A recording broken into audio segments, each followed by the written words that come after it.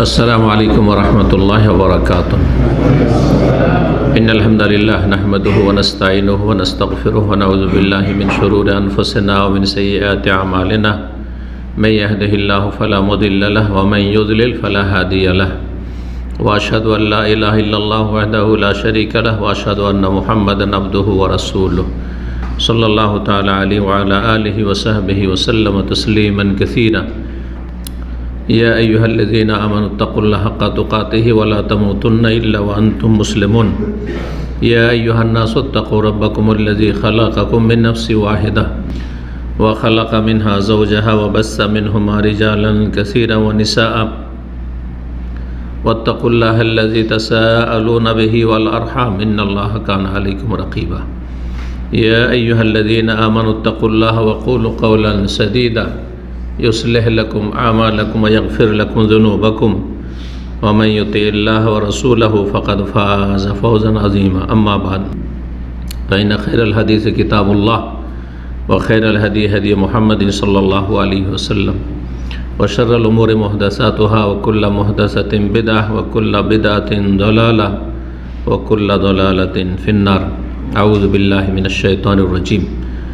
वस्सा बिहा इब्राहीम व बनीहि व याक़ूब या बनिया इन्नल्लाह अस्तफ़ा लकुमुद्दीन फला तमूतुन्ना इल्ला व अंतुम मुस्लिमून। सम्मानित दीनी भातृमंडলী, আল্লাহ রাব্বুল আলামিনের প্রশংসা এবং প্রিয় নবী সাল্লাল্লাহু আলাইহি ওয়াসাল্লামের উপর সালাত ও সালামের পর আজ বৃহস্পতিবার 16ই রবিউস সানি 1444 হিজরি মোতাবেক 10ই নভেম্বর 2022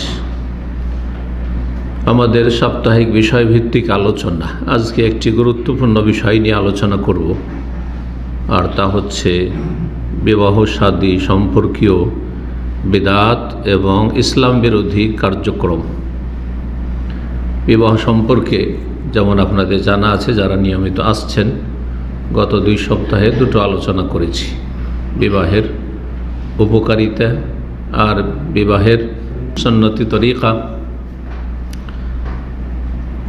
আর তারপরে বিবাহ সম্পর্কীয় বিদআত, যাতে করে আমরা ইসলামী তরিকায় বিবাহ শাদী সম্পন্ন করতে পারি আর বিদআত থেকে, গুমরাহি থেকে, বিভিন্ন পাপ থেকে এ মোবারক কাজটিকে বাঁচিয়ে রাখতে পারি।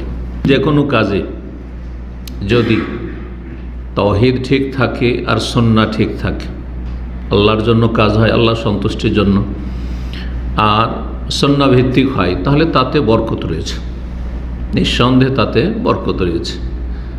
আর কে না চায়, কে চায় না এমন আছে পৃথিবীতে যে তাদের বিবাহ শাদীতে, দাম্পত্য জীবনে বরকত হোক? চাই, কিন্তু চাওয়ার পথ অবলম্বন করে না। আমাদের সমাজের লোকেরা সবাই ভালো চায়, যে আমাদের বিবাহ শাদীগুলি ভালো হোক, শুভ হোক, মোবারক হোক, কিন্তু সেই পথে চলে না। এই জন্য শুধু কল্যাণ কামনা করলে হবে না, কল্যাণের পথের পথিক হইতে হবে, সেই পথে চলতে হবে। আল্লাহ তৌফিক দান করেন। যখন সুন্নতি তরিকায় কোনো কাজ করলে তাতে বরকত হয়, তাহলে কেউ যদি বেদাতি তরিকা অবলম্বন করে, যদি কোনো ভালো কাজ করতে গিয়ে বিভিন্ন পাপে লিপ্ত হয়, অন্যায় কাজ করে, বিভিন্ন রকমের পাপ হচ্ছে বিবাহ শাদীতে, অশ্লীলতা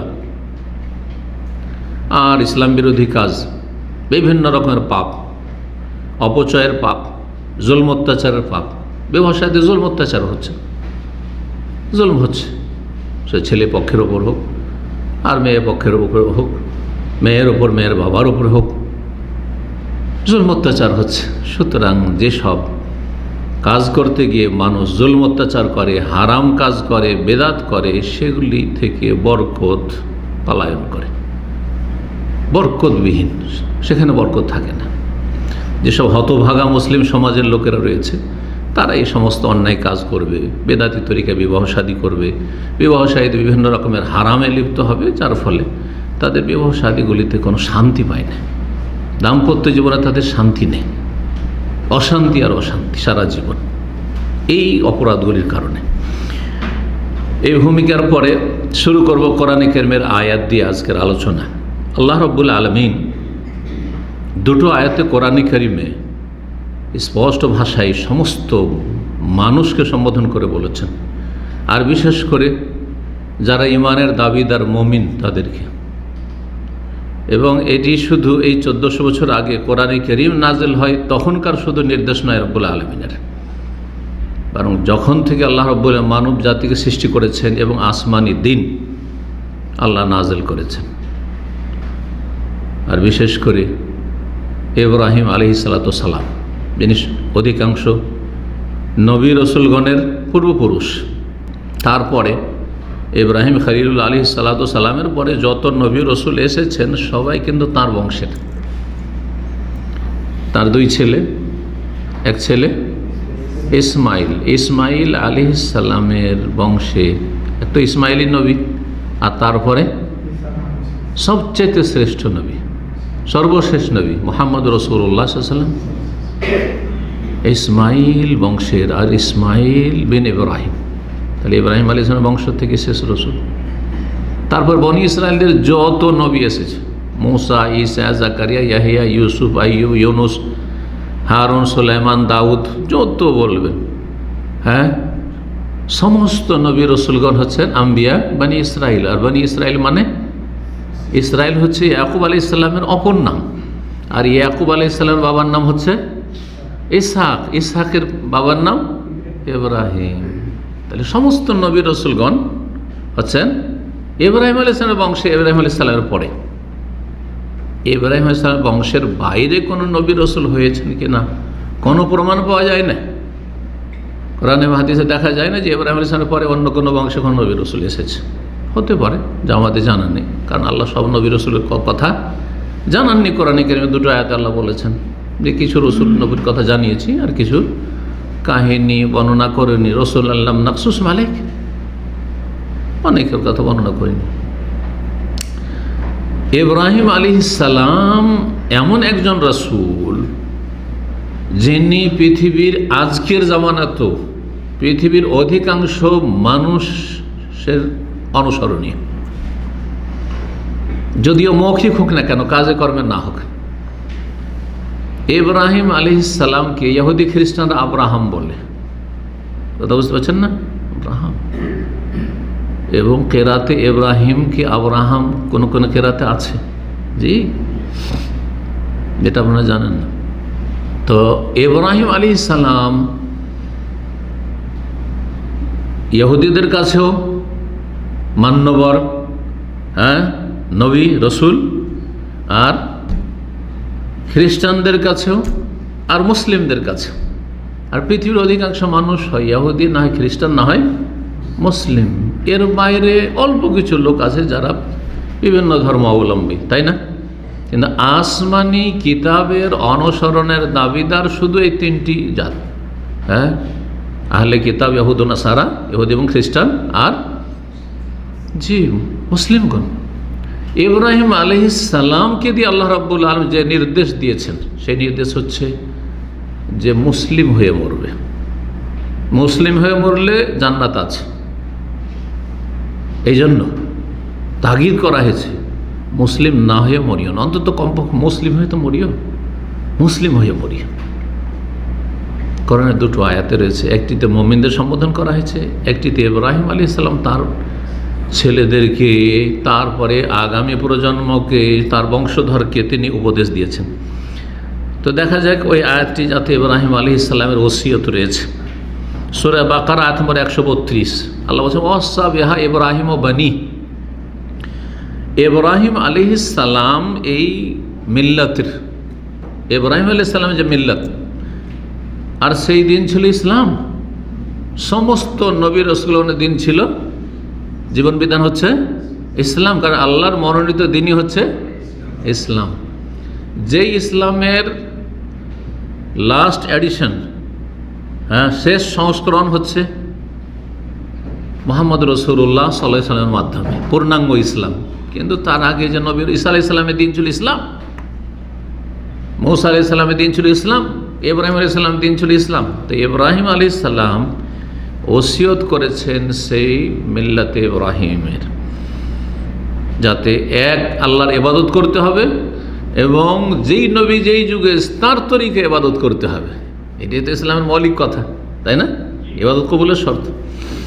ও ইয়াকুবও, নিজের সন্তানদেরকে, এমনকি ইয়াকুবকেও, তার মানে নিজের ছেলের ছেলে, নাতিকে, পোতাকে, ইসাক আলাইহিস সালাম ছেলেকে, তাকে ওসিয়ত করেছেন, ইয়া বানিয়া, হে আমার সন্তানরা, হে আমার সন্তান, ইন্নাল্লাহ ইস্তাফা লাকুমুদ্দিন, নিশ্চয়ই আল্লাহ তোমাদের জন্য দিনকে মনোনীত করেছেন। দিনকে কি করেছেন? আল্লাহর দিন, মনোনীত দিন হচ্ছে ইসলাম। ইন্নাদ-দীনা ইনদাল্লাহিল ইসলাম ওয়া রাদিতু লাকুমুল ইসলাম দীনা, তোমাদের জন্য আমি মনোনীত করেছি, পছন্দ করেছি ইসলামকে দিন স্বরূপ। তাহলে আল্লাহ যেই দিনকে ইস্তাফা লাকুম, তোমাদের জন্য দিনকে পছন্দ করেছে, ইব্রাহিম সাল্লাল্লাহু বলছে সেই দিনটা কি? ইসলাম। আর ইসলাম মানে হচ্ছে আত্মসমর্পণ করা।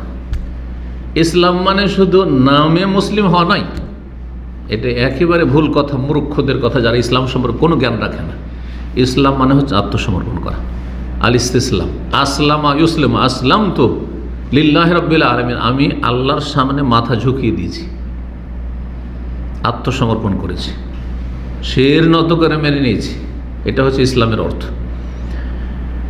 ইন্নাল্লাহ ইস্তাফা লাকুমুদ্দিন, আল্লাহ তোমাদের জন্য দিনকে মনোনীত করেছেন। ফালা তামুতুন্না, সুতরাং তোমরা মরিও না, ইল্লা ওয়া আনতুম, যতক্ষণ পর্যন্ত মুসলিম না হয়েছে। আত্মসমর্পণকারী মুসলিম না হয়ে মরিও না। আল্লাহর সামনে ঝুঁকিয়ে দিবে যে আল্লাহ তোমাকে মানি মাবুদ হিসাবে, তোমার নাজেলকৃত বিধান মানি, তোমার আদেশ নিষেধ মানি, তোমার নবী এসেছেন, রসুল এসেছেন, তার কথা মানি। এটা হচ্ছে ইসলাম, এটার নাম হচ্ছে ইসলাম। তুমি যা বলেছ করতে এবং তোমার নবী যা শিখিয়েছেন সব মানি। আর তা হচ্ছে ওহীতে, কোরআন এবং হাদিসে সর্বশেষ দিন। ইন্নাল্লাহ ইস্তাফা লাকুম ফালা তামুতুন্না ইল্লা ওয়া আনতুম মুসলিমুন, ফালা তামুতুন্না ইল্লা ওয়া আনতুম মুসলিমুন। এই আয়াত আর সূরা আলে ইমরানে আয়াত নম্বর 102 এ রয়েছে, ইয়া আইয়ুহাল্লাযীনা আমানুত্তাকুল্লাহা হাক্কা তুকাতিহি ওয়া লা তামুতুন্না ইল্লা ওয়া আনতুম মুসলিমুন, যেটি সুন্নতি খুতবাতুল হাজাতে 3টি আয়াতের একটি পড়লাম। হে ঈমানদারগণ, ইত্তাকুল হাক্কা তুকাতিহি, আল্লাহকে ভয় করার মতো যথাযথ ভয় করো। যেই ভয় করাকে বলে হ্যাঁ ভয় করা, আল্লাহকে ভয় করেন যে আল্লাহর কাছে সব কিছু হিসাব হবে, কারণ সব তো আল্লাহ জানছেন। তাহলে কি করে তোমরা দ্বারা অন্যায় হতে পারে? কী করে মানুষের টাকা খেয়ে চলে যাবে? মানুষের কাছে ধরা পড়লে না, তুমি সরকারের হাতে ধরা খেলে না, কিন্তু আল্লাহর কাছে তো ধরা খেয়ে গেছে, সব তো রেকর্ড হয়ে গেছে। এটা হচ্ছে যথাযথ ভয় করা। কোনো প্রশাসন লাগবে না সত্যিকার মুসলিম হয়ে গেলে। দ্বীন ইসলাম যদি সত্যি পালন করে, কোনো প্রশাসন লাগবে না, থানা লাগবে না, পুলিশ লাগবে না, কিছু লাগবে না, কোনো কিছু লাগবে না। সবাই সবার অনিষ্ট থেকে নিরাপদ। আমার কেউ ক্ষতি করবে না, আমি কারো ক্ষতি করবো না। প্রত্যেকে যদি এইরকম প্রতিজ্ঞা করে নেয়, এটাই তো ইসলাম, এটাই হচ্ছে তাকওয়া। ইত্তাকুল্লাহ হাক্কা তুকাতিহি ওয়ালা তামুতুন্না ইল্লা ওয়া আনতুম মুসলিমুন। দুটো আয়াতে পার্থক্য কিছু আছে। ওখানে ফালা তামুতুন্না, সুতরাং, আর এখানে ওয়ালা তামুতুন্না, এতটুকু পার্থক্য। তোমরা মরিও না ইল্লা ওয়া আনতুম মুসলিম, মুসলিম না হয়, মুসলিম হইতে হবে, পূর্ণ মুসলিম হইতে হলে। উদখুলু ফিস-সিলমি কাফা, আয়াতে তোমরা ইসলামে প্রবেশ করবে পূর্ণরূপে, কাফা। এই নয় যে আংশিক কিছুটা। 5 ওয়াক্ততে 4 ওয়াক্ত পড়ি, রমজানে যতটা পারলাম রোজা রাখলাম, যাকাত দান খায় যতটা পারলাম করলাম, হ্যাঁ, যখন ইচ্ছা হজ করলাম বুড়ো বয়সে, অথচ 20-30 বছর আগে ফরজ হয়েছে। না না, এগুলো হচ্ছে আংশিক ইসলাম পালন করা, এটা নয়। আংশিক ইসলাম পালন করে যদি চলে যান তো দুনিয়া তো বিপদ, আখেরাতেও বিপদ। দুনিয়াতে বিপদ, আখেরাতেও বিপদ রয়েছে। এই জন্য আল্লাহ রাব্বুল আলামিন সূরা বাকারার আয়াত নম্বর 85-তে বলেছেন, আফাতুমিনুনা বিবাদিল কিতাব ওয়া তাকফুরুনা বিবাদ। আল্লাহর বিধানের, আল্লাহর কিতাবের কিছু মানবে, কিছু মানবে না, কিছু মানবে।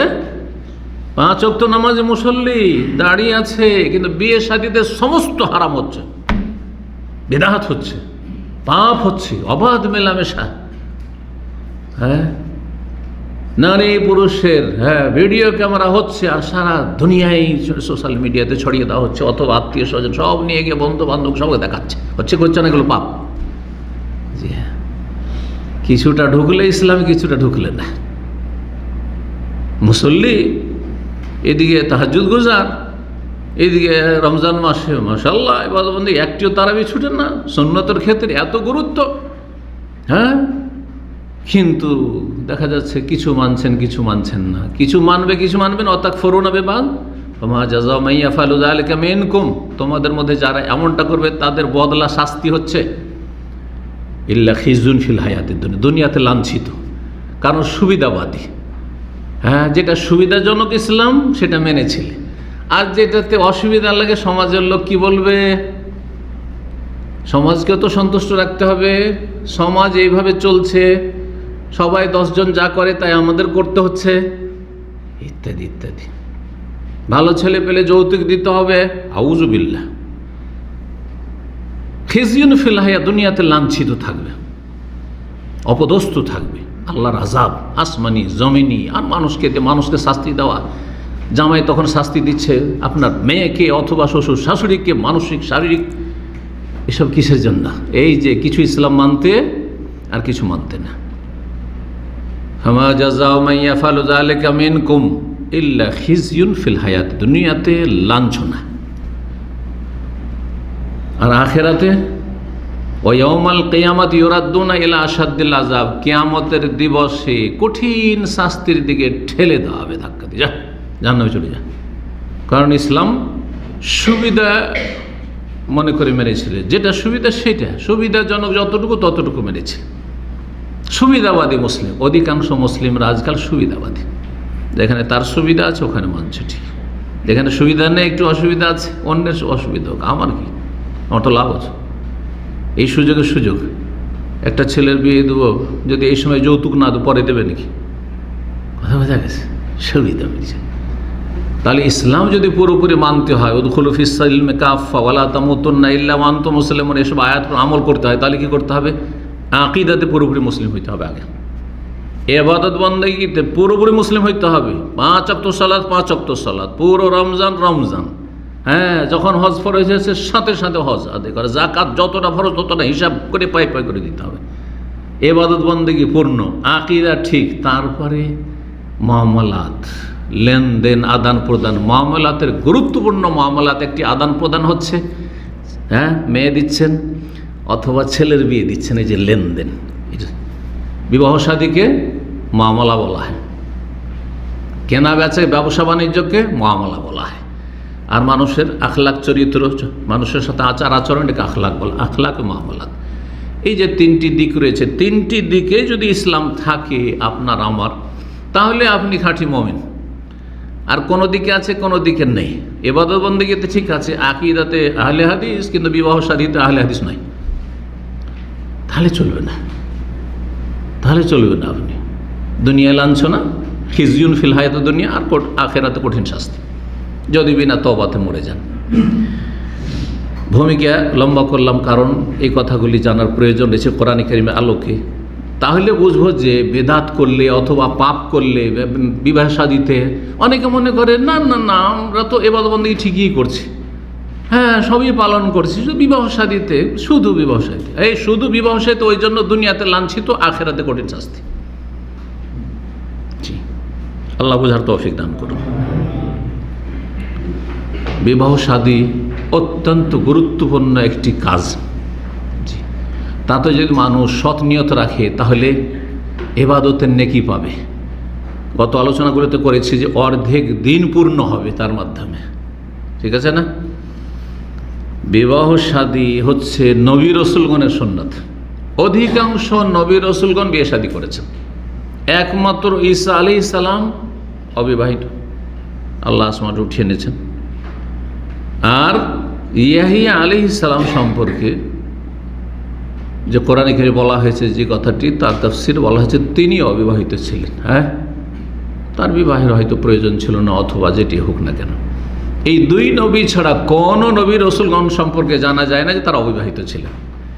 এই জন্য বিবাহ শুধু শেষ রসুল সাল্লাল্লাহু আলাইহি ওয়াসাল্লামের সুন্নত না, এটা হচ্ছে সুন্নাতুল মুরসালিন, সমস্ত নবী রসুলগণের সুন্নাত। জি, এই মর্মে সূরা রাদের আয়াত নম্বর 38 আল্লাহ ইরশাদ করেছেন, ওয়ালাকাদ আরসালনা রাসূলাম মিন ক্বাবলিক, হে নবী, তোমার পূর্বে অনেক রসুলকে আমি প্রেরণ করেছি।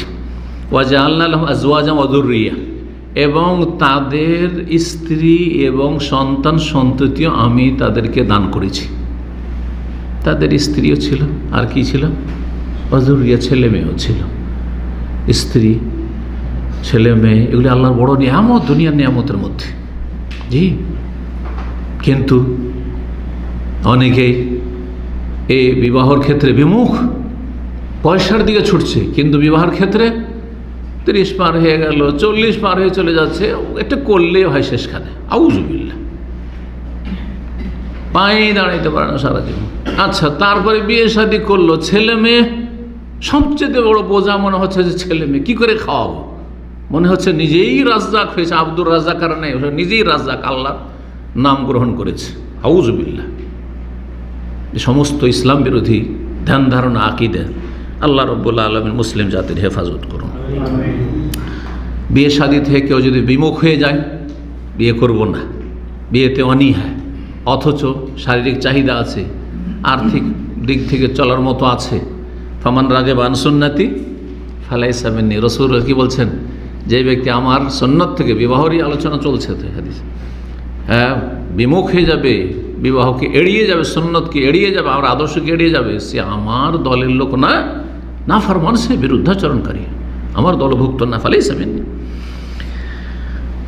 বিবাহ শাদী করলে মানুষকে মুহসান বলা হয়।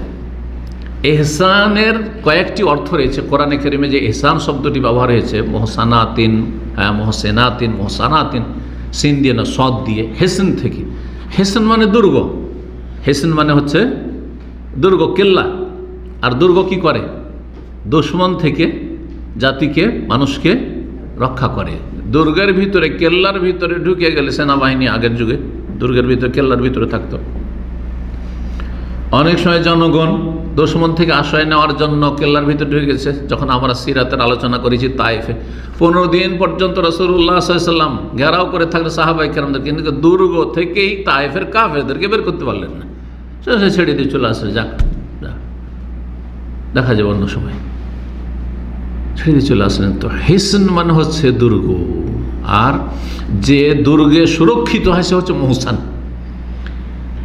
তো বিবাহিত ব্যক্তিকে মুহসান কেন বলা হয় এবং বিবাহিত জীবনটাকে এহসান কেন বলা হয়?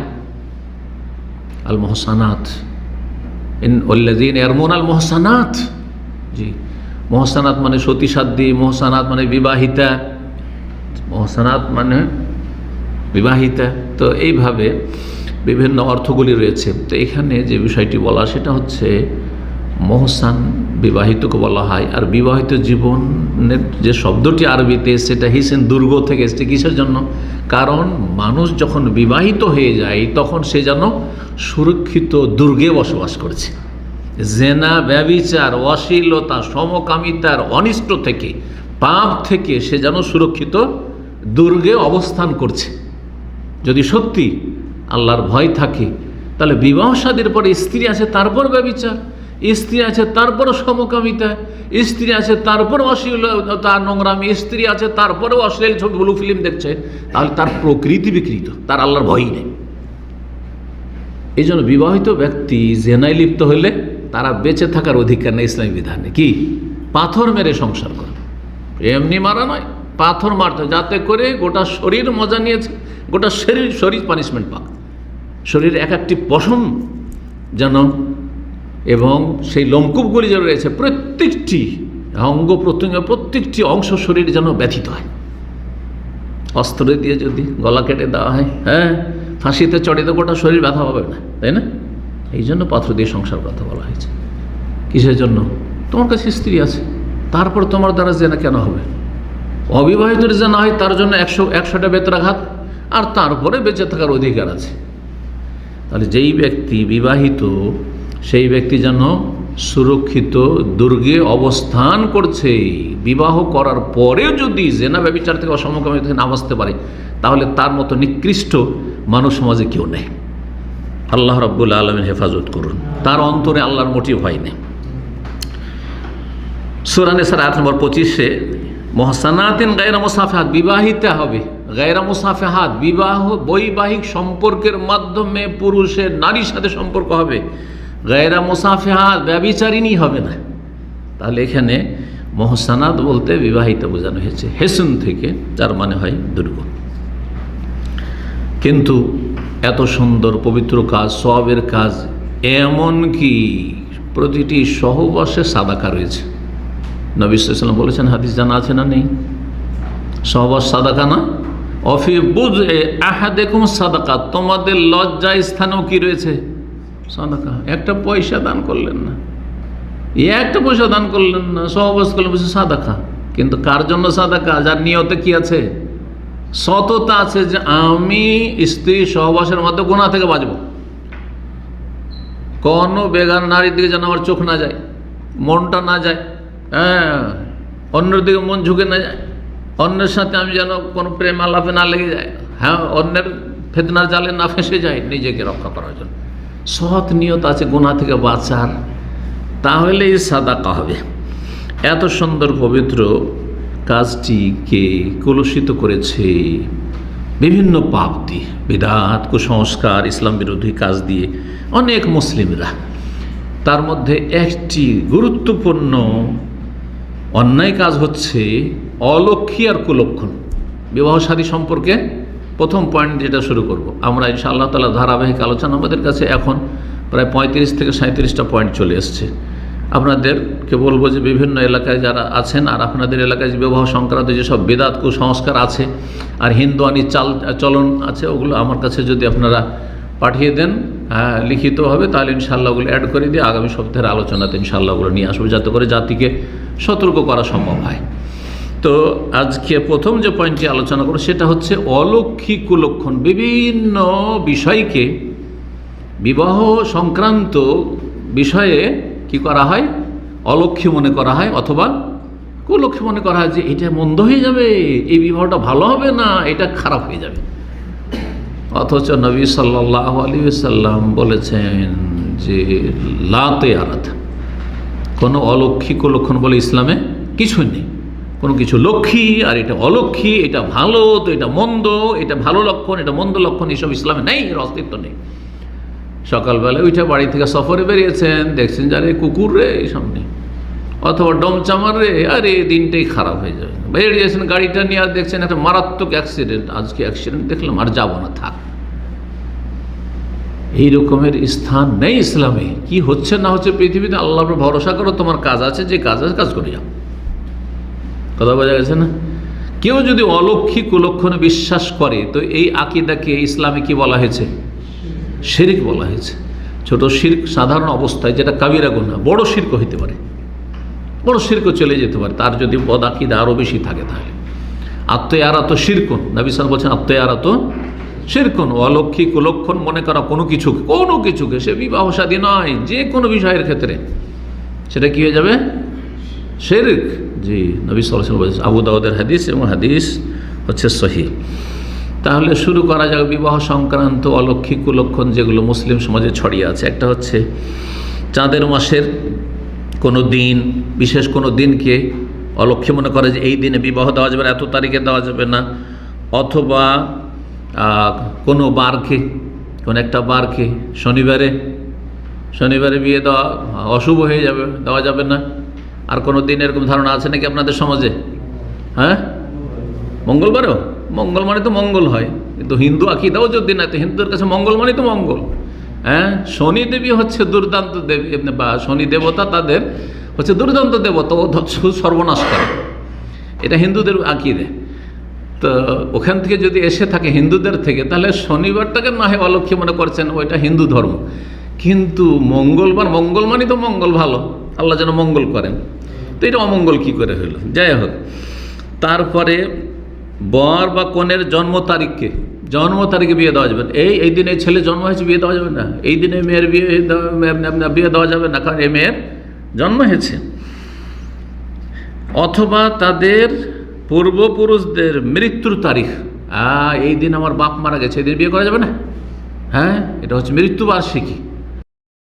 এই দিন আমার দাদা মারা গেছে, এই দিন আমার মা মারা গেছে, সুতরাং এই তারিখে বিয়ে করা যাবে না, বা এই বারে বিয়ে করা যাবে না। এগুলো সবগুলি হচ্ছে শিরকি আকীদা। এইরকমই মহরম মাসের 10 তারিখে আশুরার দিনে বিয়ে করা যাবে না, বিয়ে দেওয়া যাবে না। কেন দেওয়া যাবে না? যে আশুরার দিনে যে নবী সাল্লাল্লাহু আলাইহি সাল্লামের প্রিয় নাতি হুসেন রাদিয়াল্লাহু তাআলা আনহুকে করবলার ময়দানে শহীদ করা হয়েছে, আর সেই দিন বিয়ে শাদী করবো আমরা, এটা ঠিক হবে? সব শিরকি আকীদা। কি ধর্মের রঙে রঙিয়ে দিলেই ধর্ম হয় না, ধর্মের নামে রঙিয়াই শিরক হয়, আর ধর্মের নামে রঙিয়ে দিয়ে রঞ্জিত করে বেদাত হয়। তো শিরক বেদাত করলে ধর্মের রঙে রঞ্জিত করা হয়, কিন্তু যার দলিল কোরআন সুন্নায় নেই, সাহাবায়ে কেরামদের আমলে নেই, সাহাবায়ে কেরাম তাবেঈন, হোসেন রাদিয়াল্লাহু তাআলা শহীদ হওয়ার পরে কি এগুলো মেনে চলতেন? যে হোসেন শহীদ হয়েছে এই মহরমের দিনে, 10 মহরমে চলবে না বিবাহ শাদী করতে, শনিবারে চলবে না, তো মঙ্গলবার চলবে না, শাওয়াল মাসে চলবে না। এই জন্য মা আয়েশা রাদিয়াল্লাহু তাআলা আনহা জাহিলি যুগের কাফেররা মনে করতো আর কাফেরদের থেকে ইসলাম গ্রহণ করে একেবারে ক্লিন হওয়াটা অত সহজ নয়, ক্লিন হইতেও সময় লাগে, 2-4-10 বছর লেগে যায় অনেকের, আছে না? ভারতে এত মাজার পূজা কেন?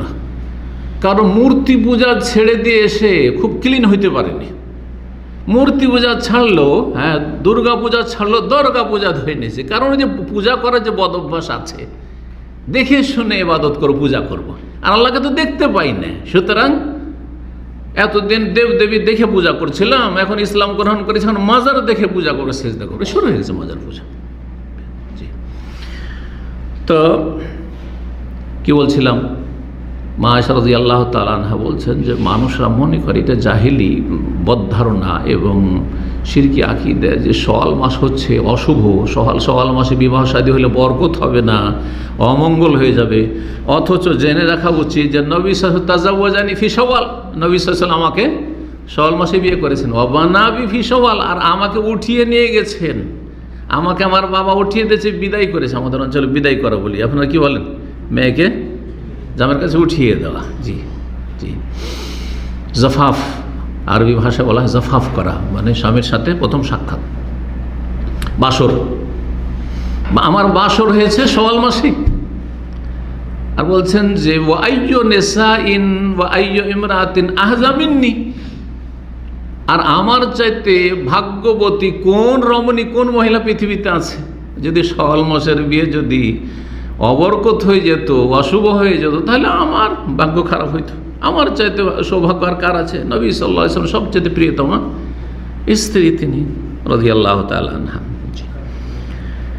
2 নম্বর কুসংস্কার এবং এই আপনার অলৌকিক লক্ষণ, শনিবার, মঙ্গলবার, আমাবস্যার দিনে বিয়ের দিনকে বিয়ের জন্য অশুভ মনে করা, এগুলো বাঙালি সমাজে আছে। শনিবার, মঙ্গলবার, তারপরে আমাবস্যা। আমাবস্যা কখন বলা হয়? যখন, হ্যাঁ, চাঁদ যখন একদম শেষ দিকে, একদম নাই অন্ধকার, হ্যাঁ চাঁদ, জি ওই সময়টা। তারপরে কার্তিক মাসকেও, জি হ্যাঁ। 3 নম্বর হচ্ছে বিয়ের জন্য পৌষ মাসকে পোড়া মাস মনে করা। এটা কোনো কোনো অঞ্চল আছে, পৌষ মাস মানে পোড়া মাস। আর একটা বেদাত আছে আমাদের দেশে, হিন্দুদের বেদাত, পৌষ মাসে কি খেতে হবে? পোষাড়ু খেতে হবে। পোষাড়ু বলেন, বুঝেন আপনারা? পিকনিক রোজা মাসে পিকনিক খাওয়ার জন্য। কখন পিকনিক খায় বাঙালিরা? শীতকালে যায়, আর ওইটা পৌষ মাসে। ওইটাও হিন্দুদের থেকে এসছে কিন্তু। ভালো কোশ্চেন, এই পৌষ মাসেই কেন আপনি আপনার এই পিকনিক খাবেন? তারপরে পৌষ মাসে মহিলারা ওই পিঠে করবে, ভাপা পিঠা করবে, কারণ ওর সাথে কিছু আকিদার, বদ আকিদার সম্পর্ক আছে। জি, এগুলো সব শিরকি আকিদা। জি, পিঠা খাবেন না, সারা বছর পিঠা খেতে থাকেন আপনি, যখন ইচ্ছা তখন খান, কিন্তু পৌষ মাসে একটা করতে হবে। এসব আমাদের সমাজে আছে, আমরা ছোটোকালে দেখেছি, ওই জন্য মনে পড়লো কথাটি। তো 3 নম্বর ছিল যে পৌষ মাসকে অথবা অন্য কোনো মাস, যেমন কার্তিক মাস বললেন, কার্তিক মাসে এইসব মাসকে, যে কোনো মাসকে হোক, আরবি মাস হোক, ইংরেজি মাস হোক, অথবা বাংলা মাস হোক, যে কোনো মাসকে অশুভ মনে করা। তারপরে 4 নম্বর হচ্ছে জন্মগ্রহণের দিন বিয়ে করাকে অমঙ্গল মনে করা। যেদিন জন্ম হয়েছে সেদিন, একটু আগেও আলোচনাতে আসলে জন্মগ্রহণ বা কারো মৃত্যু, নিজের বংশের। 5 নম্বর মহরম ও কার্তিক মাসে বিয়ে সাথে অশুভ মনে করা, চলে এসছে। 6 নম্বর হচ্ছে বন্ধা নারীকে বিয়েতে দাওয়াত না দেওয়া। বিবাহর দিন যে বাঁঝা মহিলা, বাঁঝা পুরুষ, ওদেরকে দাওয়াত দেওয়া যাবে না, না হলে বাচ্চা হবে না, না হলে বাচ্চা হবে না। কেন? বিয়ের মজলিসে অশুভ মহিলা, অশুভ পুরুষ চলে এসছে, সেজন্য যাদের বাচ্চা হয় না। বেচারা বঞ্চিত।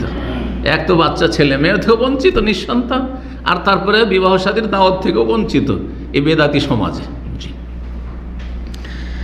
7 নম্বর হচ্ছে যাত্রায় বন্ধা দেখলে বিয়েটি অশুভ মনে করে। যখন বরযাত্রী যাচ্ছে আর রাস্তাতে যদি কোনো বাঁঝা লোকের সাথে দেখা হয়ে যায়, মাঝা বলেন তো আপনারা? হ্যাঁ হ্যাঁ, বন্ধা চাইতে বাঁঝাটে বলো, একটা মাতৃভাষায় বলে সবাই বুঝবে।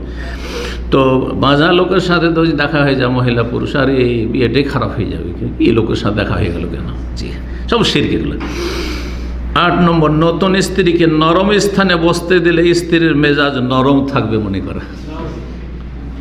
নতুন স্ত্রীকে বাড়িতে, শ্বশুর বাড়িতে নিয়ে এসে কোথায় জায়গাতে, নরম জায়গাতে বসতে দিবে, যাতে করে মেজাজটা বাড়িতে শ্বশুর শাশুড়ির সাথে আর তারপরে স্বামীর সাথে কি থাকে, মেজাজটা নরম থাকে।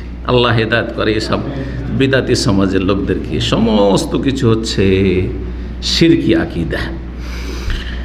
9 নম্বর, পাত্রের বন্ধু, আত্মীয় স্বজন একদল লোকের পাত্রী দেখতে আসা। ইসলামে পাত্রী দেখার বিধান আছে, কিন্তু কে দেখবে? কে দেখবে? ছেলে দেখবে। ছেলের বাপকে দেখতে হবে নাকি? ছেলের বাপকে দেখতে হবে। আচ্ছা, যতক্ষণ পর্যন্ত ছেলের বউ না হয়েছে, তো এই মেয়েটাকে ওর বাপও বিয়ে করতে পারবে কি না? ওর বাপও বিয়ে করতে পারবে। তো যেই লোক বিয়ে করতে পারবে সে হচ্ছে নন মাহরাম, সে মাহরাম নয়, তাই না? তো আসলে বেগানা মহিলাকে দেখা হালাল না হারাম? গত সপ্তাহে এই বিষয়টা বলেছি। কিন্তু আসল হচ্ছে যে কোনো বেগানা পুরুষের জন্য বেগানা মহিলাকে দেখা হারাম। বিশেষ ক্ষেত্রে সীমিতভাবে জায়েজ করা হয়েছে, বিশেষ ক্ষেত্রে সীমিতভাবে জায়েজ করা হয়েছে। কোনটা ক্ষেত্র? সেটা হচ্ছে যখন একটা ছেলে, একটা যুবক একটা মেয়েকে বিয়ে করতে চাইছে। এখন বিয়ে করবো তো না দেখে কেমন করে বিয়ে করব যদি পরে পছন্দ না হয়? তখন ইসলাম বলছে যে তোমার জন্য এখানে নিষিদ্ধ কাজটি জায়েজ করা হলো, তুমি দেখে নাও। কারণ দেখার পরে বিয়ে শাদী করলে আর তোমার মনে যদি পরে খারাপও হয়, তাও বলবে যে আমি দেখে করেছি, সুতরাং কারো বিরুদ্ধে অভিযোগ করার আমার কোনো অবকাশ নেই। কিন্তু অনেকে শুধু মা দেখে এসছে, আমার বোন দেখে এসছে, বোনেরা দেখে এসছে, সব দেখে, ভাবি দেখে এসছে, আর তারপরে বিয়ে করবো। পছন্দ হলো না। তোমাদের কি করে পছন্দ করেছো? ঝামেলা হবে না? হবে না?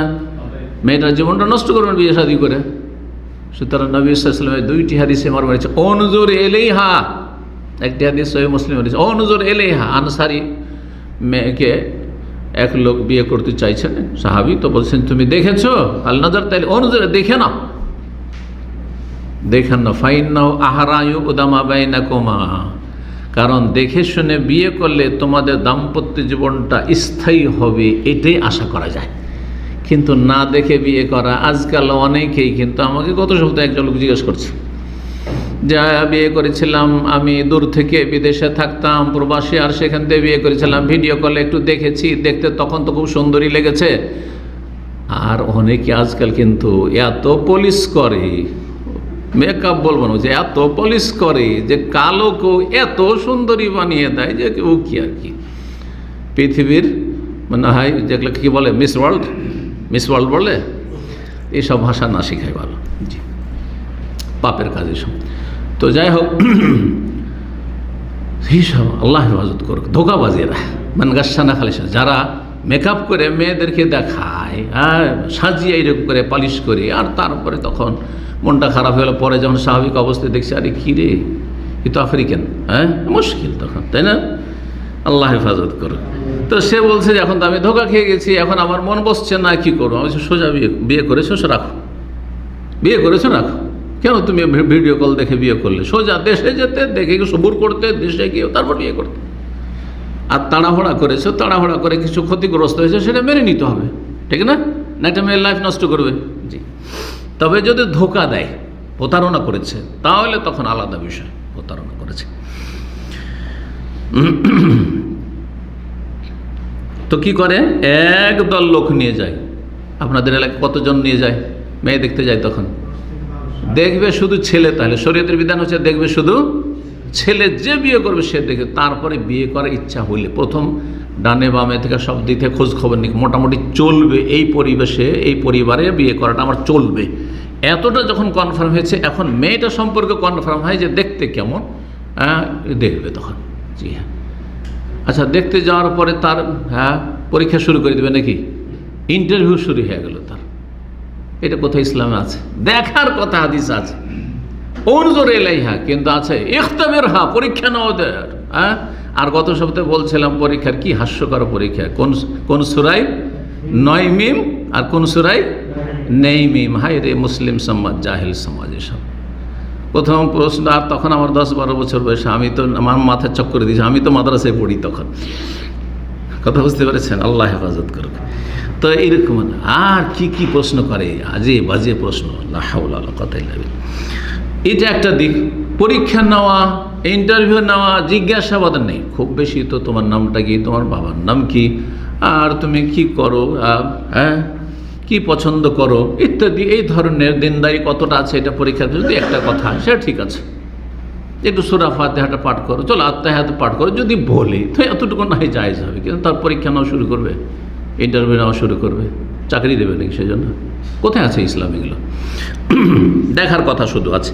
তারপরে দেখবে কে বলছি, সেই ছেলে দেখবে যে প্রস্তাব দিচ্ছে আর বিয়েতে ইচ্ছুক, অন্য কেউ না, অন্য কেউ। যদি আরও অতিরিক্ত দেখতে হয়, তার মা বোনেরা দেখবে, মহিলারা ভিতর ঘরে গিয়ে ভালো করে দেখে আসবে। দেখবে সীমিত আকারে বললাম, অর্থাৎ চেহারাটা দেখবে, হাত এতটুকু দেখবে যথেষ্ট। হ্যাঁ, আর তার বেশিও যদি একটু দেখতে চাই, এদিকে আছেই বাকি, এতটুকু দেখলেই তো যথেষ্ট হয়ে গেল। হ্যাঁ, কিন্তু এসব দলবল যে আসে, কতজন আসে আপনাদের এলাকায় একটু বলেন? 10 থেকে 12 জন, আর কিছু 10-15 জন। হ্যাঁ, 10 জনের নিচে নয়। তাতে নাম্বার 1 কি আসবে? ছেলে আসুক না আসুক, ছেলের দুলাভাই আসতে হবে, ভগ্নিপতিরা আসতে হবে। এরাকে, কারণ এদের অধিকার আমরা দেখে আগে, তারপর আমাদের তৃপ্তি যখন হয়ে যাবে, আর তারপর তখন তোমাকে দেবো। কথা বোঝা গেছে? আউযুবিল্লাহ। নাজায়েজ হারাম কাজ এগুলো, অশ্লীলতা এগুলি, ফাহিশা এগুলো হারাম, এদের জন্য দেখা। তারপরে তার ভাইরা আসবে, বড় ভাই, আরে বড় ভাই আমি দেখবো না, তুই দেখবি।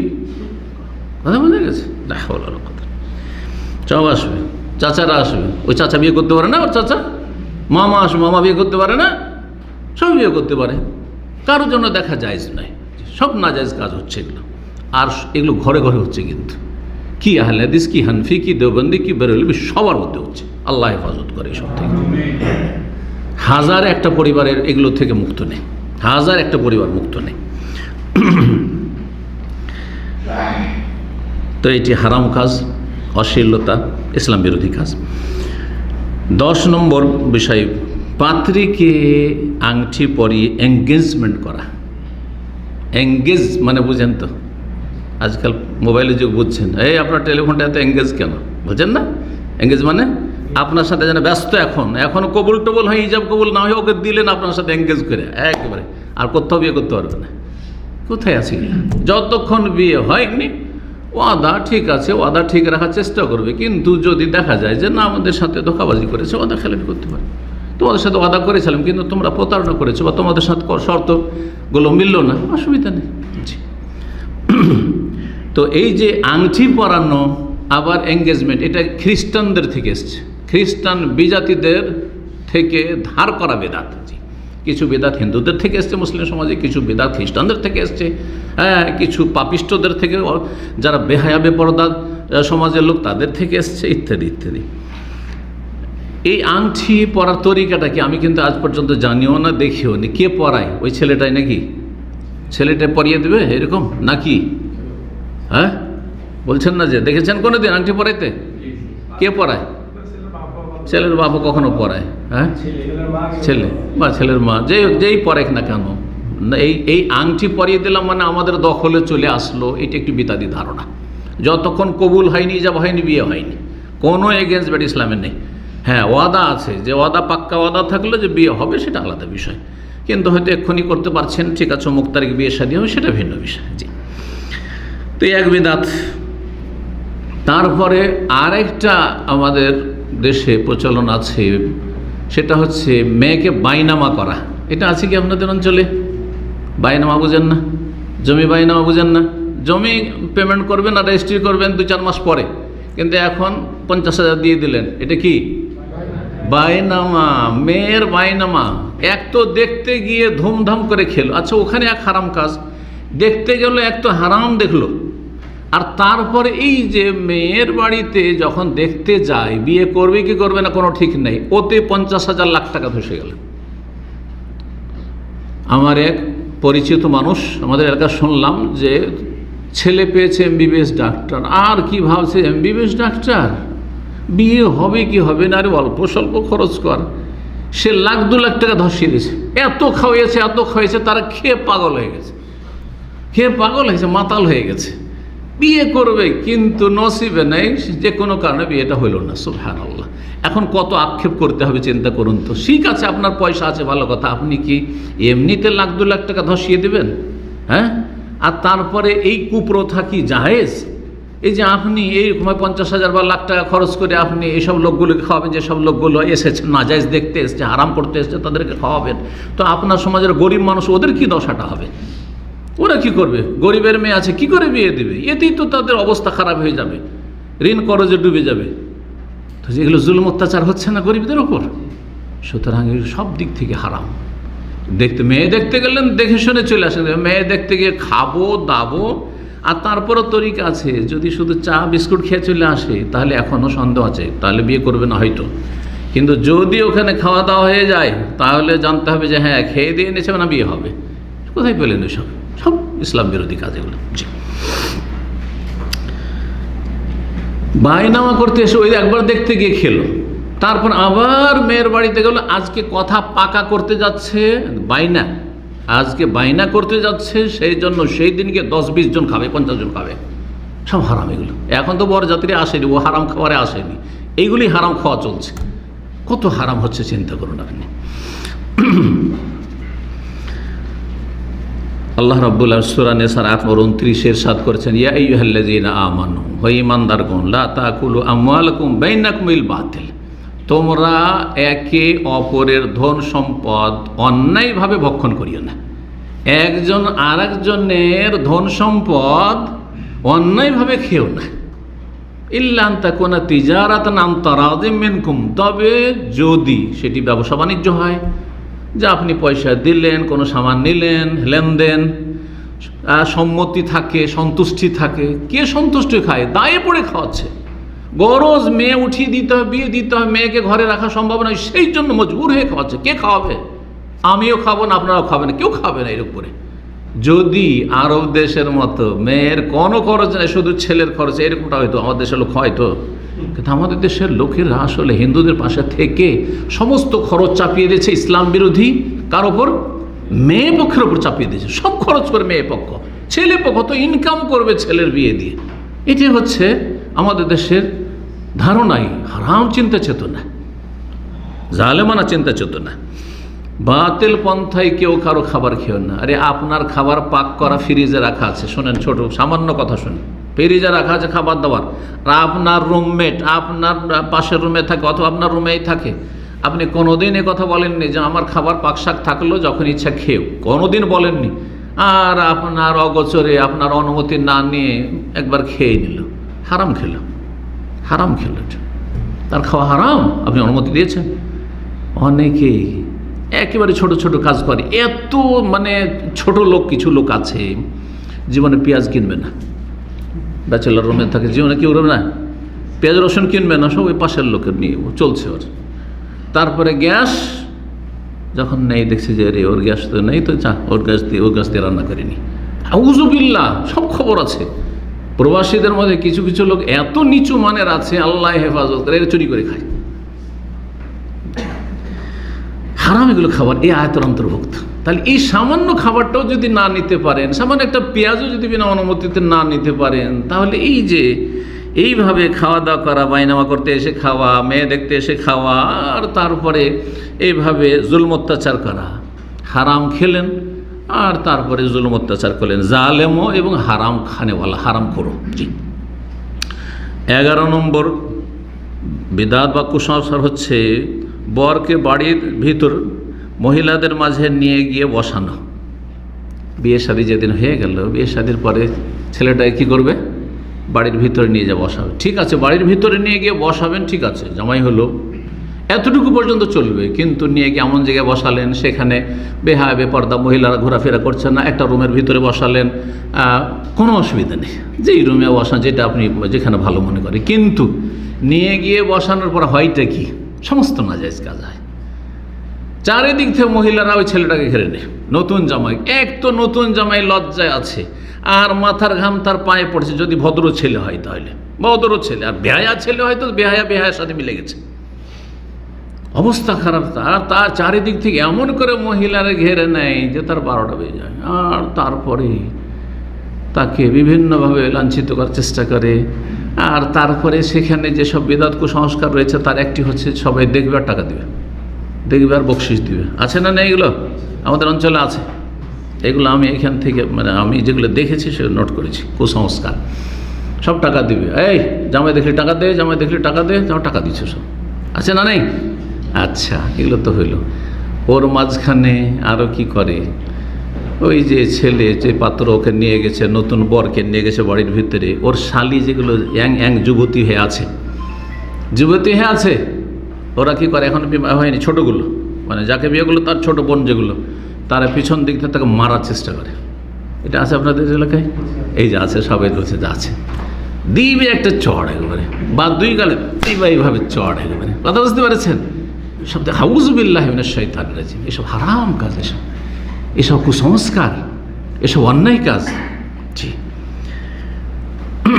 নবী সাল্লাল্লাহু আলাইহি ওয়াসাল্লাম যেখানে বলছেন যে ওয়াল্লাহ, কি বলছেন যে আল মুসলিমু মান সালামা আল মুসলিমুনা মিন লিসানিহি ওয়া ইয়াদিহি, সত্যিকার মুসলিম। আর হাদিস রয়েছে যে অতক্ষণ মুমিন মুসলিম হতে পারবে না যতক্ষণ পর্যন্ত তার মুসলিম ভাই বোন তার অনিষ্ট থেকে, তার হাতের অনিষ্ট থেকে এবং তার কথার অনিষ্ট থেকে কি না হবে, নিরাপদ না থাকবে। সেই যে নতুন বরকে যে লজ্জা ভেঙে পড়েছে, তাকে নিয়ে এসে তাকে লাঞ্ছিত করছেন, অথবা তাকে বিভিন্নভাবে তাকে হ্যারাসমেন্ট করছেন, অথবা এই যে আপনার বেহায়া বেপর্দায় চারিদিক থেকে ঘিরে নিয়েছেন আর তাকে নিয়ে তামাশা করছেন, এগুলো সব জায়েজ? এক তো অশ্লীলতা, হ্যাঁ, নোংরামি, ইসলাম বিরোধী কাজ, আর তারপরে এই সমস্ত যেসব দিকগুলি বললাম, আল্লাহ হেফাজত করেন।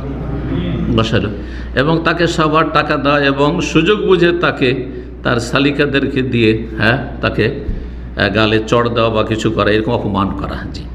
12 নম্বর হচ্ছে বিবাহ উৎসবে অথবা অন্য যে কোনো উৎসবে পটাকা, জি, আতশবাজি ফুটানো, অতিরিক্ত আলোকসজ্জা। আরে বাড়িতে আলো টালো করতে হবে, ঠিক আছে, সামান্য কিছু আলো টালো হইলো, আলোর প্রয়োজন রয়েছে, মানুষজন যাতায়াত করবে, অথবা একটু বোঝা গেল যে হ্যাঁ বাড়িতে বিয়ে শাদী হচ্ছে, কিন্তু অতিরিক্ত আলোকসজ্জা। তারপরে রংবাজি করা, জি, রং খেলে, দেখেছেন না, হিন্দুদের হোলি খেলার মতো, শুধু রং খেলে না, কাদা নিয়ে খেলে, কাদা মাখামাখি। আর এই কাদাতে নিয়ে গিয়ে যুবক যুবতীকে ফেলে দিল, চাচাতো বোন, মামাতো বোন, খালাতো বোনকে ফেলে দিল, আর ওকে গোড়াচ্ছে। এগুলো সোশ্যাল মিডিয়া তো আছে, সোশ্যাল মিডিয়া আছে না? জি হ্যাঁ। তারপরে রং দেওয়ার ছড়াছড়ি, ইসলামের দৃষ্টিতে এগুলি হচ্ছে যেমন হারাম তেমনি অপচয়। হারাম আর অপব্যয়ও হারাম কাজ। আল্লাহ তাআলা কোরআনে কারীমে সূরাতুল ইসরার আয়াত নম্বর 27 কি ইরশাদ করেছেন, ওয়ালা তুবাযজির তাবযীরা, তোমরা অপচয় করিও না। অপচয় করিও না। একটি টাকা যদি হারাম কাজে খরচ করে, একটা টাকা, তো ওইটা হচ্ছে অপচয়। শরীয়তের ভাষায় অপচয় দুটো, একটা হচ্ছে হারামে একটা পয়সা যদি খরচ করেন সেটাও হারাম, আর একটা হচ্ছে হালাল কাজেই কিন্তু অতিরিক্ত মাত্রায় খরচ করলেন, কাজটা হালাল কিন্তু অতিরিক্ত মাত্রায় খরচ করলেন, সেটাও হচ্ছে অপব্যয়। দুটোই হচ্ছে শয়তানের কাজ। ওয়ালা তুবাযজির তাবযীরা, তোমরা অপচয় করিও না, অপব্যয় করে। ইন্নাল মুবাযজিরিনা কানু ইখওয়ানাশ শায়াতিন, যারা অপব্যয়কারী তারা হচ্ছে শয়তানের ভাই। তারা মুমিনের ভাই না, শয়তানের ভাই। ওয়া কানা শাইতানু লিরাব্বিহি কাফুরা, শয়তান রবের সাথে কুফরি করেছে, আর সেই কাফের শয়তানের অনুসারী হবে তোমরা। আল্লাহ বোঝার তৌফিক দান করুন। 13 নম্বর বেদাত কুসংস্কার হচ্ছে বিবাহ সংক্রান্ত নারী পুরুষ অশালীনভাবে একে অপরকে রং বা কাদা দেওয়া, আর এই রকম ধরনের বিভিন্ন রকমের অশ্লীলতা আর অবাধ মেলামেশা, যাতে যেমন রয়েছে অপচয় আর্থিক, আর তেমন রয়েছে তাতে অশ্লীলতা। কোরআনে কারিমের সূরা আনআম আয়াত নম্বর 151-তে আল্লাহ ইরশাদ করছে, ওয়ালা তাকরাবুল ফাওয়াহিশা মা যাহারা মিনহা ওয়া বাতান, তোমরা অশ্লীল কথা কাজের কাছেও যেও না, সেটা প্রকাশ্যে হোক অথবা গোপনে হোক। 14 নম্বর বিদআত ও কুসংস্কার হচ্ছে বরের পুরুষ কোনো আত্মীয়, বিশেষ করে দুলাভাই, নতুন বউকে কোলে তুলে বাসুর ঘর পর্যন্ত পৌঁছে দেওয়া হয়। দেখেছেন এটা না দেখেননি? আমরা কিন্তু বিয়ে শাদিতে গিয়েছি বরযাত্রীতে, যে সময় গরুর গাড়ি ছিল, গরুর গাড়ির ওপরে যেটা থাকে ওইটাকে আপনারা কি বলেন? হ্যাঁ, ছাউনি তো সুন্দর ভাষা, আমাদের এলাকায় টপ্পর বলে। তো রাজশাহী মালদাহর ভাষায়, এসব উত্তরবঙ্গের ভাষায় টপ্পর বলে, এভাবে করা থাকে না? হ্যাঁ, সুন্দর সুন্দর থাকতো। তো ওগুলো তো তখন বিয়ে শাদী হতো, গ্রাম অঞ্চলে বিয়ে শাদী, এখন তো উঠে গেছে সেই গরুর গাড়ি। আর কি উঁচা উঁচা গরু, তখন ওটাও একটা অহংকারের বিষয় ছিল যে কার কত বড় বড় উঁচা উঁচা গরু আছে আর কার কতটা গাড়ি আছে। জি, তো যাই হোক, দেখেছি চোখের সামনে যখন নিয়ে আসা হইল, হ্যাঁ, বিয়ে করে নিয়ে আসলো, আসার পরে গাড়িতে বসে আছে, সবাই নেমে গেছে, গাড়িতে মেয়েটা বসে আছে, কারণ ওকে কেউ কোলে করে নিয়ে যাবে। তো খোঁড়া ওই দিনের মতো সে কি খোঁড়া হয়ে এসেছে বাপের বাড়ি থেকে। এখন ওকে কে নিয়ে যাবে? তো বলছে সবচেয়ে বেশি হক রাখে কে? বললাম না, দোলাভাই। বলছে আজকে আমাদের, আজকে তোমাদের না, ঘরে যাবে তখন তোমার। কথা বোঝা গেছে না? জি হ্যাঁ, দোলাভাইরা আসবে, আসার পরে কোলে করবে, যুবতী মেয়েকে কোলে করবে আর কোলে করে নিয়ে গিয়ে রাখবে। ওয়াল্লাহ এইসব দৃশ্য, এইসব হারাম দৃশ্য আমরা ছোটকালে দেখেছি। জি, আল্লাহ হেফাজত করে মুসলিম সমাজে। এটাও অশ্লীলতা, এটাও অশ্লীলতা। কোলে তুলে বাসর ঘর পর্যন্ত পৌঁছাইলে অথবা যে ঘরে বসবে সে ঘর পৌঁছালো, বেহায়াপনা, নির্লজ্জতা এবং কুপ্রথা, অনইসলামিক কাজ এগুলি। জি হ্যাঁ। 15 নম্বর হচ্ছে বরের ভাবি ও অন্য যুবতী মেয়েরা বরকে সমস্ত শরীর স্পর্শ করে হলুদ মাখিয়ে গোসল করে দেওয়া। করে না? করে না? হলুদ মাখা তো আছে, নিজেই মেখে নেবো। বলছে না, তোর আজকে মাখার অধিকার নেই।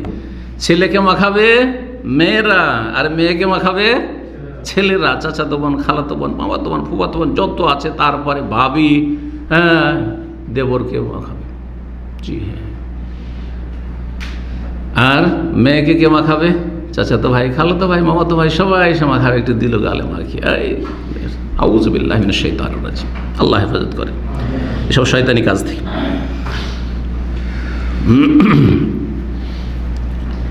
গোটা শরীরে তাহলে বেগানা পুরুষরা মেয়েকে কি করছে?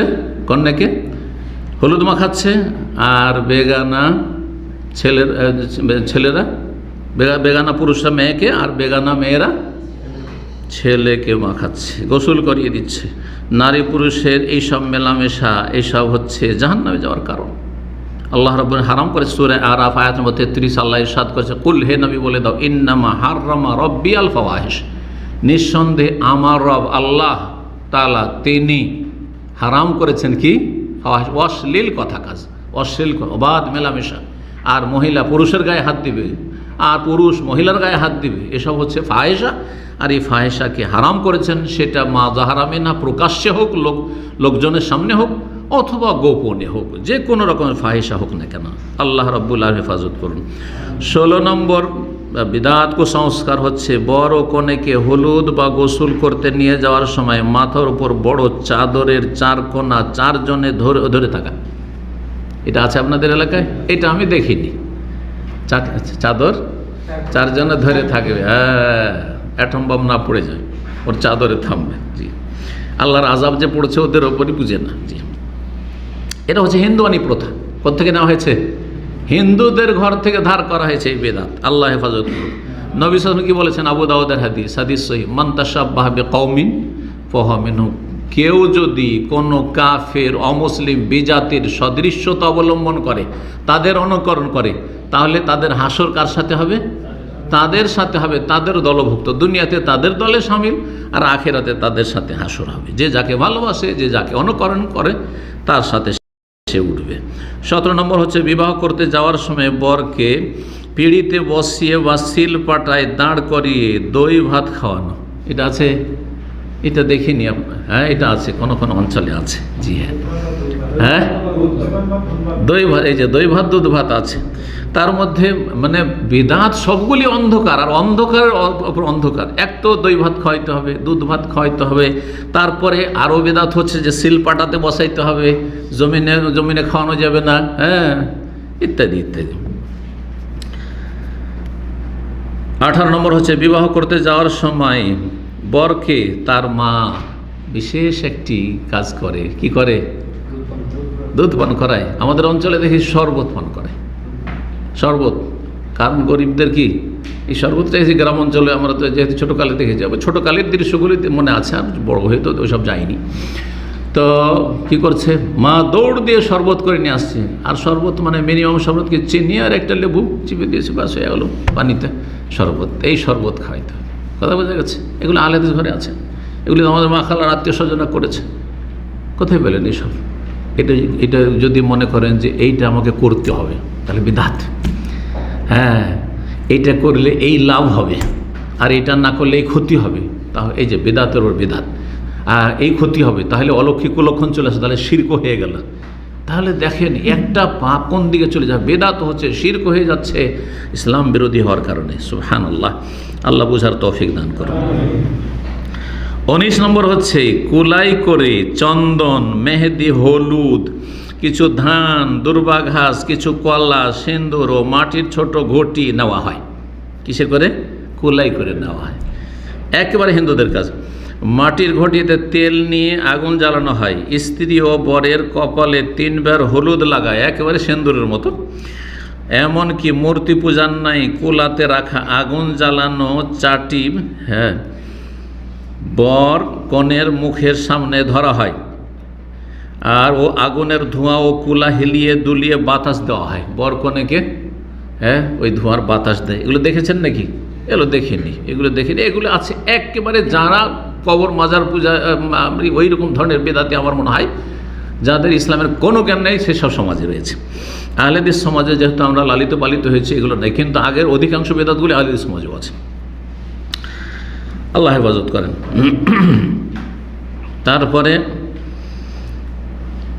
বাতাস দেওয়া হয়। এসব হিন্দুয়ানি প্রথা শিরকের সদৃশ্য কাজ, এবং এইসব শিরকি কাজ আর হিন্দুদের অনুকরণ করে জান্নাতে যাওয়া কি সম্ভব হবে? নবী সাল্লাল্লাহু আলাইহি ওয়াসাল্লামের যেমন হাদিস একটু আগে শোনাইলাম, আবু দাউদের 3512 নম্বরে, মান তাশাব্বাহা বিকওমিন ফাহুয়া মিনহুম, যে যার অনুকরণ করবে তার দলে সে শামিল হবে। 20 নম্বর হচ্ছে বিবাহ কাজ সম্পন্ন হওয়ার পর বরকে দাঁড় করিয়ে সালাম দেওয়ানোর প্রথা। বরকে বলা হয়, আমরা দেখেছি মজলিসে, এই উঠো উঠো, সালাম দাও, সালাম দাও, সালাম দাও। হ্যাঁ, কী করে? সালাম দেয় না? সালামটা শুরুতে দেখা সাক্ষাতের প্রথমখানে দিবেন না, এই সময় সালাম কখন? কথাবার্তা বলার আগে সালাম। প্রথম যখন যে কোনো জায়গায় গেলেন বা কারোর সঙ্গে দেখা হলো তখন সালাম। আর মজলিসে বসে আছে কয়েক ঘন্টা ধরেই, আর তার বিয়েটা যখন কবুল হইলো, এই উঠো সালাম দাও। বেদাত, বেদাত, একেবারে বেদাত। বেদাত মানে গুমরাহি। রাসূলুল্লাহ সাহাবায়ে কেরাম থেকে এসব প্রমাণিত নয়। জি,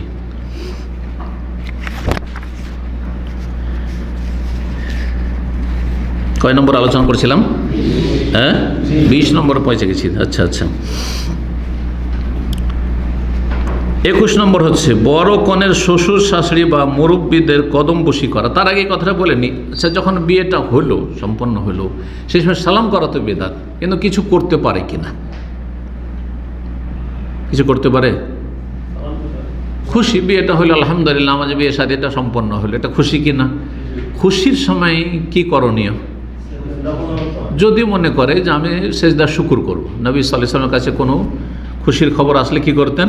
সেজদায় শুকুর করতেন। কোনো কোনো এলাকায় 2 রাকাত নামাজ পড়তে লাগায়, সেটা না করে যদি সেজদা শুকুর করে তাহলে সেটা ভালো। কিন্তু যদি বলা হয় যে সাহাবীরা তো বিয়ে শাদী করেছেন, কিন্তু সাহাবায়ে কেরামরা বিয়ে শাদীতে খুশি হইতেন না, তো তারা কি সেজদা শুকুর এরকম করে করেছেন, তাহলে কিন্তু প্রমাণ করা যাবে না। খুব বেশি তো জায়েজ বলা যাবে, কিন্তু বলা যাবে না যে বিয়ে শাদী যখন কবুল হইল তখন সিজদা শুকর করা সুন্নাত, এটাও বলা যাবে না। এতটুকু যে এটা বেদাত বলা যাবে না, হয়তো জায়েজ হবে, কারণ আমার জন্য একটা খুশির খবর, খুশির বিষয় হলে আলহামদুলিল্লাহ বিয়েটা সম্পন্ন হইলো ভালোভাবে, তো সিজদা শুকর করলাম, জায়েজ। 21 নম্বর কি বলছিলাম? বড় কনের শ্বশুর শাশুড়ি বা মুরব্বীদের কদম বসি করা। ছেলে গিয়ে মেয়ের মা বাপকে কি করবে? কদম বসি পা ছুঁয়ে সালাম। সালাম কেন বলছে? এটি সালাম না, এটি হচ্ছে কদম বসি করা। মানে এই কদম বসিও চালাকি একটা নাম। কদম মানে পা, আর বসি মানে চুমা দেওয়া, মানে পায়ে চুমা দেওয়া। কিন্তু পায়ে চুমা দেওয়া বললে তো করতে রাজি হবে না অনেকে। ওই পায়ে কেন চুমা দিতে যাবো? তো বলছে না, কদম বসি, এটার নাম কি? কদম বসি। আর আমাদের দেশের মানুষরা এত আরবির সম্মান করে, ইসলাম বুঝে আর না বুঝে, আরে কদম বসি। আর ফার্সিকেও তো আরবি মনে করে আমাদের দেশের লোকের, কারণ ধর্মটা তো গিয়েছে ইরান থেকে, বেদাতি ধর্ম তো গিয়েছে ইরান থেকে।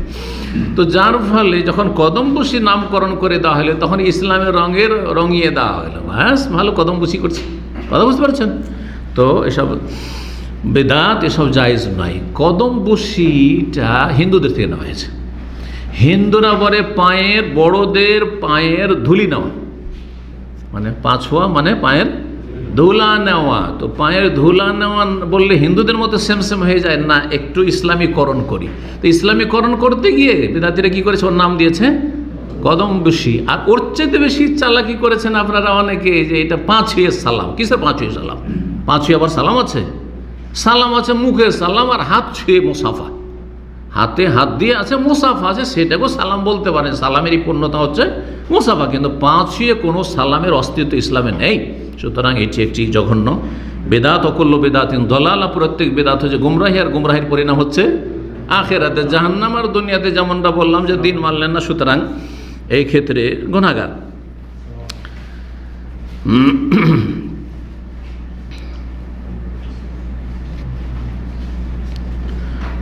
তারপরে 22 নম্বর, বরযাত্রীর কুপ্রথা, যা মুসলিম সমাজে হিন্দুদের থেকে অনুপ্রবেশ করেছে। বরযাত্রী, বরযুক্ত সন্ধি বিচ্ছেদ, বুঝেন?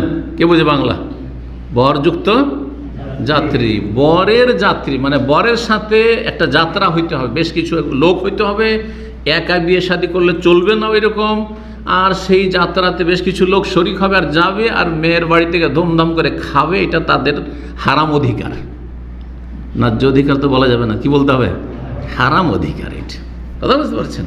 রুজি হারাম, বরযাত্রী রুজি হারাম। কে শখ করে খাওয়াবে? আচ্ছা, যারা বরযাত্রী হারাম বলছে গবেষক ওলামারা, আলহামদুলিল্লাহ আমরা অনেক জায়গা থেকে উঠিয়ে দিয়েছি বিষয়টি, অনেক জায়গা থেকে উঠে গেছে। আমাদের পরিবার আলহামদুলিল্লাহ সব বরযাত্রী ফরযাত্রী নেই। সবচাইতে ভালো হচ্ছে যে বিয়ে শাদির ওই মজলিসে কোনো খাওয়া দাওয়ার ধুমধামি থাকবে না। কারণ 10 জন 20 জনকেও যদি খাওয়ান পারবেন, 10 জন সচ্ছল ব্যক্তি 10 জন 20 জনকে খাওয়াবেন, খুব মানে স্বতঃস্ফূর্তভাবে খাওয়াবেন। কিন্তু গরিবের জন্য 10 জনই তো বোঝা, 10 জনকে খাওয়ানো বোঝা। সুতরাং সমাজ থেকে এই বরযাত্রী হিন্দুদের প্রথাটিকে উঠিয়ে দেবো, যাতে গরিব, যারা গরিব পরিবার, তাদের মেয়ের বিয়ে দিতে গিয়ে 1 পয়সা তাদের খরচ না হয়। কোথায় আছে আরবদের? এখন কথা না, কোথায় আছে আরবদের মধ্যে এইরকম? হ্যাঁ আছে বরযাত্রী আরবদের মধ্যে। দেখেন 1400 বছর পার হয়ে গেলে এখন ইসলাম আছে। আরবদের বিয়েতে কি হয়? ছেলে পক্ষ কি করবে? অলিমা করবে। যে ইস্তেরাহা কমিউনিটি হলগুলো আছে, বাস ও করবে। আর মেয়ে পক্ষের কখন যে বিয়ে হয়েছে, কোর্টে হয়েছে না, ওই যে কাজীগুলো আছে বিভিন্ন মসজিদের ইমাম মাজুন যাদেরকে বলা, ওদের কাছ থেকে বিয়েটা পড়িয়ে এনেছে, 1 পয়সার খরচ হয়নি, একটা লোককেও খাওয়াইতে হয়নি তাদের। কোথাও একটা জায়গায় বসে বিয়ে হয়ে গেছে। দাদা বোঝা গেছে? নবী সাল্লাল্লাহু আলাইহি ওয়াসাল্লামের জামানে বিয়েগুলো কেমনভাবে হইতো? এইভাবে যে কোনো জায়গায় বসে আছে, কথা হচ্ছে, ওখানে মেয়ের বাবা আছে, মেয়ের বাবা বললো যে আমি আমার মেয়ে তোমার সাথে বিয়ে দিলাম। ছেলে বললো আমি কবুল করলাম, ইজাব কবুল হয়ে গেল। হ্যাঁ, অমুক মেয়ের তোমার সাথে বিয়ে দিলাম, হয়ে গেছে। যে বিবাহের যে 3টি রুকুন আছে, গত সপ্তাহে আলোচনা করেছে, হয়ে গেল, বিবাহ শাদী হয়ে গেল। আর বরকতের জন্য সুন্নতি খুতবা হয়ে গেল সেখানে। কথা বোঝা গেছে না? অলিমা সেই দিনে অথবা তার পরের দিনে, যে দিনে পাত্র পাত্রী দেখা সাক্ষাৎ হলো সেই দিনে উত্তম, তার পরের দিন পাওয়া যেতে পারে। ও অলিমা হয়ে গেল, বাস। 1400 বছরের সেই অরিজিনাল ইসলাম এখন ইসলাম সৌদি আরবে আছে। আমাদের দেশে একসাথে রাতারাতি উঠাতে পারবেন না, কিন্তু আস্তে আস্তে চেষ্টা করতে হবে। কীরকমভাবে? বরযাত্রী কিছু নেই, আপনারা 10টা-15টা লোক আসবেন। প্রথম কথা, পদক্ষেপ নিতে হবে ছেলে পক্ষকে, যে আমরা কোনো বরযাত্রী নিয়ে আসবো না। কারণ মেয়ে পক্ষ বলতে অনেক সময় লজ্জা পাবে, চাপের মুখে তারা আছে, কি জানি বলো বরযাত্রী নেব না, বিয়ে ভেঙে যাবে। ও তো পালপিটেশন লেগে আছে, আল্লাহ না করে বিয়ে ভেঙে যায়, ঠিক না? তো সেই জন্য ছেলে পক্ষকে শক্ত হইতে হবে যে আমরা বরযাত্রী একটাও পাঠাবো না। যাবো ছেলের সাথে দুজন, একজন যাবো দিয়ে বিয়েটা পড়ে নিয়ে চলে আসবো, কোনো খাওয়া দাওয়া নেই, সবচেয়ে উত্তম। এটা হচ্ছে সুন্নতি তরিকা। যদি এটা করতে না পারেন, রাতারাতি এখনই পারছেন না, তাহলে চেষ্টা থাকবে যে এইরকমটাই করবো, এইরকমটা করবো। জমা মসজিদে জমা পড়লাম, জমা পরে বসে বিয়েটা পড়ে নিলাম, জোহর পড়লাম, আসর পড়লাম, মসজিদে বিয়েটা হয়ে গেল, জাস্ট ওখান থেকে চলে গেল, ব্যাস। খাওয়া দাওয়ার কোনো প্রয়োজন নেই, কোনো কিছু নেই এখানে খাওয়া দাওয়া। তারপরে আমার জামাই হলো, সে খাওয়াবো, আজকে পারবো, অন্যদিন পারবো, যখন পারবো খাওয়া, না খাওয়ালে কোনো অসন্তুষ্টি নেই। কথা বোঝা গেছে না? তারপরে যদি কিছু খাওয়াতে চান, তাহলে মেয়ে পক্ষে বলবেন, হ্যাঁ, ছেলে পক্ষে প্রথম কথা বলবেন যে আমরা লোকজন নিয়ে আসবো না, আর বরজাতি ফরজাতি কিছু নেই। মেয়ে পক্ষে বলতে পারেন যে ঠিক আছে, কমপক্ষে 10-20টা লোক নিয়ে আসে, 10-20টা লোককে সহজে খাইয়ে দেওয়া যায়, 10-20টা মানুষকে। তারপরে তাতে কোনো রকমের ডিমান্ড থাকবে না। বাংলাদেশে তো আরও বিপদ আছে, বালার ওপরও পালা। আগেই কি দিতে হবে, লিস্ট দিতে হবে, কি যে এতগুলি খাবার আমরা চাই। কি চাই? গলদা চিংড়ি চাই। বলেন আপনারা, আমি তো জানি না অতটা, আপনাদের শুনে বলছি, এই বড় বড় চিংড়ি লাগবে। তারপরে আর কি লাগবে? হ্যাঁ, খাসির পিস লাগবে। আর গরুর গোস্ত। গরু না খেলে তো বাঙালি মুসলমান হতে পারবে না, কারণ বাঙালিকে মুসলিম হলে গরু খেতে হবে। আরও রোস্ট মুরগির, একদম রান, ওইটা বড় বড় আর কি রোস্ট। তারপরে দই, ডিম, আরে ডিম, মিষ্টি, মিষ্টি রসগোল্লা লাগবে না? আচ্ছা, তারপরে ছোটোকালে বিয়েতে দেখেছি এমন হারামখোর থাকে, এক লোক 5 কিলো মিষ্টি খেয়েছে। শুনলাম মাথা খারাপ। আজকালকার যুগে তো বাঁচবেই না মনে হয়, তখনকার লোকেরা বাঁচতে পারতো এরকম খেয়ে। কীভাবে 5 কিলো মিষ্টি খেলো? আমি তো শুনে অবাক হয়ে গেলাম। আমার চাস্তো মামা হয়, শুনলাম যে অমুক মামা আমার 5 কিলো মিষ্টি খেয়েছে। তখন মামাদের বাড়িতে আমি থাকি, তা 12-13 বছর বয়স। তো কীভাবে বলছে? শুধু গিলছে, গিলছে। কারণ মুখে যদি দিয়ে চিবাই তাহলে তো এমন হয়ে যাবে যে আর ও মিষ্টি আর বরদাস্ত করতে পারবে না। তো খাওয়ার উদ্দেশ্য কি এটা, যে গিলো, শুধু গিলো গিলো, বা জিভাতে দেবো না, আর জিভা যাতে স্বাদ না পায়, এটাই উদ্দেশ্য। কিন্তু গরু ছাগল অন্তত জিভার স্বাদটা বুঝে, গরু ছাগল জিভার স্বাদ বুঝে। এটা পরের বাড়ি মিষ্টি নিজের পয়সা খরচ করে না, বিয়ে বাড়ির মিষ্টি 5 কিলো খায়। 2-3 কিলো খাওয়া লোক তো মেলা দেখেছি। কথা বোঝা গেছে? আল্লাহ হেফাজত করুন। বড় বড় ডিশ গামলাতে আপনার পায়েস আছে, পুরোটা উল্টে দিয়েছে খেয়ে। আউযুবিল্লাহ, আউযুবিল্লাহ। এদের সাথে শয়তান খায়। এদের সাথে কি খায়? শয়তান খায়। বিসমিল্লাহ বলতেও জানে না। আর পেটকে যে 3 ভাগ করতে হবে, অন্তত নিজেকে স্বস্তি দিতে হবে, না না না, খেয়ে দিয়ে যাতে চলতে না পারে। খাওয়া দাওয়ার উদ্দেশ্য হচ্ছে যাতে উঠতে না পারে এখান থেকে। আল্লাহ হেফাজত করে দেন। তো যাই হোক, কি বলছিলাম? বরযাত্রীর বেদাত, হিন্দুদের প্রথা। বরযাত্রী বেদাত, ইসলাম বিরোধী 1। 2 নম্বর, বরযাত্রী মেয়ে পক্ষের ওপর জুলম, এরা জালেম। যে কথাটি বলতে গিয়েছিলাম, বিয়ের দিন বাধ্য মেয়ের বাবা, সেই জন্য নিজের জামাই ছাড়া কত কে আসছে, কতজন করে বরযাত্রী আসে দুনিয়াদারদের বিয়েতে? 300 থেকে 400। ঠিক বলেছেন। আমি নিজে 200-250 দেখেছি। মহাজনদের বাড়ি, পয়সাওয়ালাদের বাড়ি, আমার মামাদের গ্রামটা মহাজন বাড়ি গ্রাম ছিল, পাকা বাড়ি সেই যুগে, আজকে থেকে 40 বছর আগে। তো তাদের বাড়িতে 200-250 বরযাত্রী আসতো, কম্পিটিশন, কার কত বরযাত্রী যেতে পারে। আউযুবিল্লাহ, সবগুলি রুজি হারাম। যারা খাচ্ছে হারাম, যারা খাচ্ছে হারাম, আর যারা এইসব বরযাত্রীকে নিয়ে যাচ্ছে ছেলে পক্ষ, তারাই হারাম কাজ করছে, তারা জালেম। ভালো করে শুনে রাখেন, জালেম, বাতিল পন্থায় ভক্ষণ করা। বিয়ের দিন মজবুর হয়ে খাওয়াই দিচ্ছে, কারণ মেয়েটাকে উঠিয়ে দিতে হবে একটা ছেলের সাথে। বিয়ের পরের দিন যদি ওখানে ধর্ণা দিয়েও বসে থাকে, ওই লোকগুলো গিয়ে একটা দানা দেবে না। দেবে? দেবে? কেউ দেবে না। তো কিসের জন্য খাওয়াচ্ছে? শখ করে খাওয়াচ্ছে, আগ্রহের সাথে খাওয়াচ্ছে। যদি আগ্রহের সাথে খাওয়াই তাহলে যে কোনো সময় খাওয়াবে। যেমন আমি আপনি কোথাও যদি যাই, 1-2 আর যদি আমাদেরকে চেনে আর ভালোবাসে, তাহলে আগ্রহের সাথে খাওয়াবে, যে শাইককে খাওয়াইতে হবে, ঠিক না? কিন্তু ওই লোকগুলোকে খাওয়াবে, যদি ধর্ণা দেয় খাওয়ার জন্য, তবু খেতে দেবে না। তাহলে বোঝা গেল যে কত মজবুর হয়ে মজলুম বেচারা খাওয়াচ্ছে। আল্লাহ বুঝার তৌফিক দান করুন। জালেম হবেন না, খবরদার। বেদাতি হবেন না, বেদাতি জাহান্নামে যাবে, জালেম জাহান্নামে যাবে। ইন্নাহু লা ইফলিহু জালিম। আল্লাহ কোরআনে বলছেন যে জালেম কখনো পরিত্রাণ পাবে না।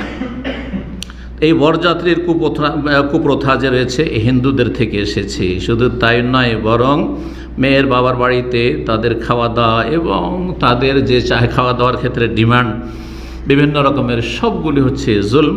আল্লাহ রাব্বুল আলামিন জুলমুক্ত থাকার তৌফিক দান করুন।